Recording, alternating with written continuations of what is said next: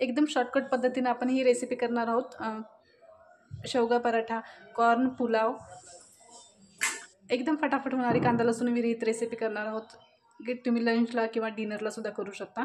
आणि एक ब्रेडचा स्वीट पदार्थ केला आहे, ते पण खूप मस्त झाला होता, नक्की ट्राय करा. इथे 1 वाटी तांदूळ घेतले आहेत कोलम, तर हे 10 मिनिटासाठी आपण भिजत घालणार आहोत. तर इथं मी एक मका घेतला आहे. मका आपल्याला छान त्याचं मोकळा करून घ्यायचा आहे. आणि इथं शेवगा घेतला आहे. शेवगा कधी पण जाडच घ्यायचा, कारण शेवग्याचा पराठा करायचा आहे आपल्याला. शेवगा छान कट करून घ्यायचा आहे. त्याची टरफलं किंवा साल काढले नाही तरी चालतील. ते एकदम बारीक बारीक म्हणजे मिडियम साईजचे तुकडे करून घ्यायचे आहेत. आता इथं मी 3-4 मिरच्या घेतल्या आहेत. ती मिरच्यासुद्धा आपल्याला छान बारीक करून घ्यायच्या आहेत. आता कोथिंबीर थोडी लागणार आहे. कोथिंबीरसुद्धा छान स्वच्छ धुवून कापून घ्यायची आहे. सगळे व्यवस्थित स्वच्छ धुवूनच मगच कापायला घ्यायचं आहे.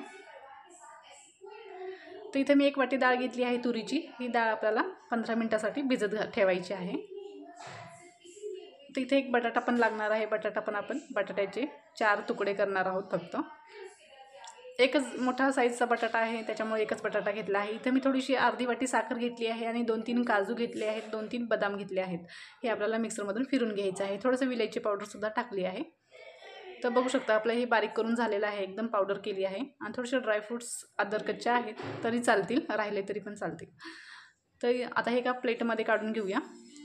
आणि इथे मी थोडंसं तूप टाकलं आहे. याच्यामध्ये अर्धी वाटी मी खोबरं टाकलं आहे, सुकं खोबरं आहे. आणि खूप कमी तुपामध्ये आपल्याला हे खोबरं फ्राय करून घ्यायचं आहे व्यवस्थित, पण जास्त ऑइली झालं नाही पाहिजे. आता याच्यामध्येच आपल्याला आपण जे मिक्सरमधून काढलं होतं ना पावडर, ते सुद्धा याच्यामध्ये टाकायचे आहे आणि सगळं व्यवस्थित मिक्स करून घ्यायचे आहे. तर इथं मी 4 ब्रेड स्लाईस घेतले आहेत.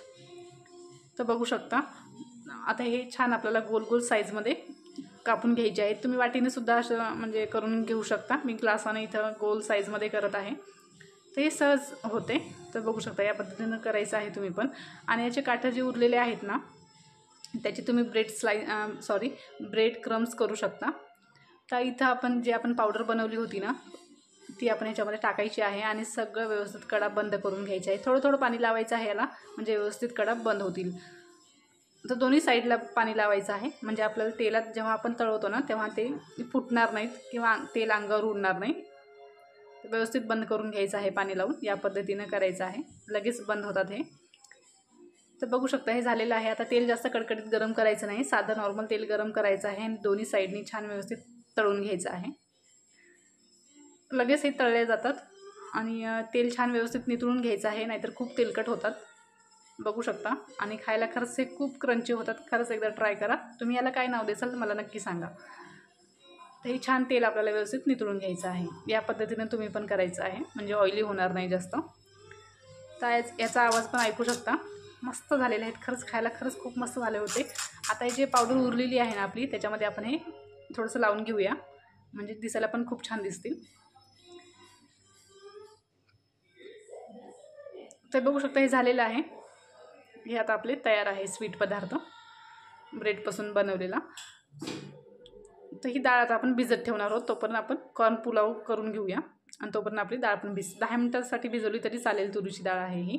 इथे 2 चमचे मी तेल घेतलं आहे. या तेलामध्ये आपल्याला थोडंसं मोहरी टाकायचं आहे आणि जिरं पण टाकायचं आहे. तेल छान कडकडीत गरम करायचं आहे आणि याच्यामध्येच तेजपत्ता आणि हिरवी मिरची टाकायची आहे. जर तुम्ही खडे मसाले खात असाल तर खडे मसाले थोडे टाकू शकता, दालचिनी, लवंग वगैरे अजून काही काही टाकायचं असलं टाकू शकता. ते व्यवस्थित मिक्स करून घ्यायचं आहे. आता याच्यामध्ये थोडीशी हळद आणि थोडंसं मीठ पण टाकायचं आहे. आणि जे आपण कोलम तांदूळ म्हणजे 10 मिनिटासाठी भिजत घातले होते, ते सुद्धा ह्याच्यामध्ये टाकायचं आहे. 1 वाटी कोलम तांदूळ घेतले आहे आणि छान व्यवस्थित मिक्स करून घ्यायचं आहे. आता याच्यामध्येच 1 वाटी कॉर्नसुद्धा टाकायचे आहेत. कॉर्न किंवा मकासुद्धा म्हणू शकता. आणि व्यवस्थित मिक्स करून घ्यायचं आहे. 1 वाटी तांदळाला 1 वाटी मका घेतला आहे, म्हणजे परफेक्ट ही रेसिपी परफेक्ट आहे. ते एका कुकरच्या डब्यात आपण काढून घेणार आहोत. आता आपण डाळीला पण फोडणी देऊया. डाळ किंवा तिखट वरण किंवा वरणसुद्धा म्हणू शकता किंवा दाल फ्रायसुद्धा म्हणू शकता. तर याच्यामध्ये थोडंसं मी 1 चमचा तेल घेतलं आहे. त्याच्यामध्ये थोडंसं जिरं आणि मोहरी पण टाकायची आहे आणि त्याच्यामध्येच हिरव्या मिरच्या कापलेल्या आहेत ते सुद्धा टाकायचे आहेत. आणि आता ही डाळ आपण 10 मिनिटासाठी भिजत घातली होती, ती सुद्धा आपल्याला टाकून घ्यायची आहे आणि सगळं व्यवस्थित मिक्स करायचं आहे. कारण आपण नंतर एक तडका देणार आहोत, म्हणून थोडंसं मी कमीच तेल इथं टाकलं आहे. याच्यामध्ये थोडीशी हळद आणि थोडंसं मीठ पण टाकलं आहे. जर तुम्हाला कोणते म्हणजे मसाला गरम मसाला वगैरे टाकायचा असला तर तुम्ही टाकू शकता. इथे मसाले मी वापरत नाही आहे. सगळं व्यवस्थित मिक्स केलं आहे. आता मी इथं मोठं कुकर घेतलं आहे 5 लिटरचं. याच्यामध्ये 2 ग्लास पाणी टाकलं आहे. आता हे पहिलं आपण डाळीचा डब्बा ठेवणार आहोत. आता 1 वाटी डाळीसाठी मी 4 वाट्या पाणी टाकलं आहे. एकदम परफेक्ट मेजरमेंट आहे. खरंच तुम्ही करून बघा आणि खूप फटाफट ही रेसिपी तयार होतात. थाळी पण म्हणू शकता तुम्ही. तर आता हे कोलम तांदळाचा डब्बासुद्धा आपल्याला याच्यामध्ये ठेवायचा आहे. आणि डाळीमध्ये थोडीशी कोथिंबीर टाकूया आणि त्याच्यावर हे तांदळाचा आपला मका पुलावसुद्धा ठेवूया याच्यावर. आणि ह्याच्यामध्ये 1 वाटी कोलम तांदळासाठी मी 3 वाट्या पाणी घेतलं आहे. हे एकदम परफेक्ट मेजरमेंट आहे. कोलम तांदळाचंच मी मेजरमेंट सांगत आहे. दुसरे कोणते तांदूळ घेतले असतील तर तुम्ही पाणी कमी जास्त लागू शकते. तर इथे मी 4 आपले बटाटे घेतले आहेत. 4 बटाट्याचे तुकडे. जर तुमच्याकडे छोटी प्लेट नसेल तर तुम्ही असे बटाटे साईडला सुद्धा लावू शकता. आता मला प्लेटीतच ठेवायचे आहेत कारण शेवगासुद्धा याच्यासोबत उकडायचा आहे मला. तर म्हणून मी प्लेटवर बटाटे ठेवत आहे आणि याच्यामध्ये शेवगा पण टाकत आहे. आता आपल्याला 4 ते 5 शिट्ट्या करून घ्यायच्या आहेत. एकदम शॉर्टकट पद्धत आहे आणि गॅसची पण बचत होते. नक्की ट्राय करा हे ह्या पद्धतीने तुम्ही. फुल गॅसवर आपल्याला 5 शिट्ट्या करून घ्यायच्या आहेत. आता हिरव्या मिरच्या घेतल्या आहेत मी 2 आणि कोथिंबीर थोडीशी टाकायची आहे आणि मिक्सरमधून आपल्याला बारीक फिरून घ्यायचं आहे. जर तुम्ही अद्रक लसूण खात असाल तर याच्यामध्ये अद्रक लसूणसुद्धा टाकू शकता तुम्ही. तर आपली पेस्ट तयार आहे हिरवी मिरची आणि कोथिंबीरची. एका वाटीमध्ये काढून घेऊया. तर आपलं बघूया आपले डाळ बटाटे वगैरे शिजले की नाही ते. हे पण मस्त शिजलेले आहेत बघू शकता. बघू शकता खरंच खूप मस्त असे शिजलेले आहेत. शेवगा पण खूप मस्त शिजलेला आहे आणि आपला मका पुलाव आणि आपली डाळ पण खूप मस्त शिजलेली आहे. तर बघू शकता आपला मका पुलावसुद्धा ना इतका मोकळा झालेला आहे ना, थोडंसं चिकट वगैरे थोडा पण झालेला नाही बघू शकता आणि व्यवस्थित शिजलेला पण आहे. कॉर्न पुलाव किंवा मका भात, मका राईस काही पण म्हणू शकता. तुमच्या इकडं जे बोलतात ते तुम्ही बोला. तर आता हे आपण काढून घेऊया साईडला आणि झाकून ठेवून देऊया. आता डाळ आपल्याला छान हटून घ्यायची आहे. आता तोपर्यंत आपण बटाटे सोलून घेऊया आणि शेवगा आपल्याला लागणार आहे. शेवग्याचं पाणी लागणार आहे. शेवग्याचं पाणी पण आपण काढून घेऊया. या पद्धतीनं करायचं आहे. आपल्याला शेवग्याचा सगळा गर काढून घ्यायचा आहे कारण आपल्याला शेवग्याचा गराचा पराठा म्हणजे पराठा करायचा आहे ना, त्याच्यासाठी आपल्याला हे पाणी लागणार आहे. तर आता मी इथं मोठी वाटी पीठ घेतलं आहे गव्हाचं. त्याच्यामध्येच थोडंसं लाल तिखट, हळद, मीठ आणि आपलं शेवग्याचं पाणी पण टाकायचं आहे आणि थोडंसं जिरं पण टाकलं आहे आणि हिरवी मिरची कोथिंबीरचा ठेचा पण टाकला आहे. तर हे पाणी गाळूनच टाकायचं आहे ना. जर तुम्ही गाळलं नाही तर पाणी जर गाळलं नाहीत ना ते दातात अडकू शकतात.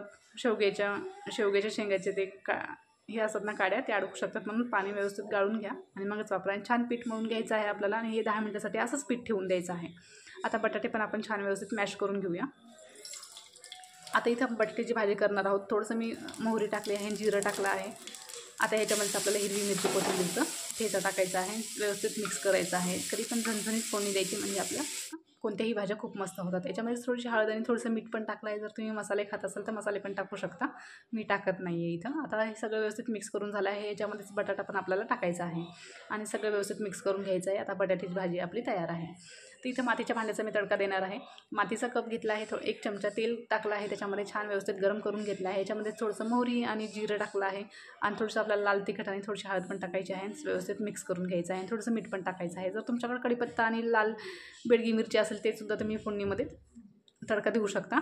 आता लगेच हे मातीचा कप त्या वरणामध्ये टाकायचा आहे आणि 5 मिनिटासाठी झाकून ठेवायचं आहे. म्हणजे मातीचा फ्लेवर येते मस्तपैकी अशा आपल्या दाल फ्रायला बघू शकता. आता आपली दाल फ्राय पण तयार आहे. आता पराठा करून घेऊया.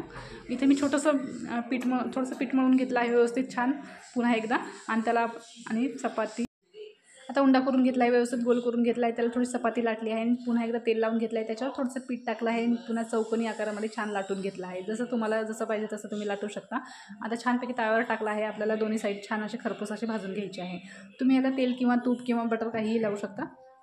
तर बघू शकता दोन्ही साईड मस्त अशी भाजलेली आहे. तर दिसायला पण खूप मस्त दिसतो आणि खायला पण खूप छान झाला होता. आता आपली थाळी तयार आहे. कशी वाटली थाळी नक्की सांगा आणि कमेंट करून सांगा मला. लाईक करा, फॉलो करा, शेअर करा. Okay bye.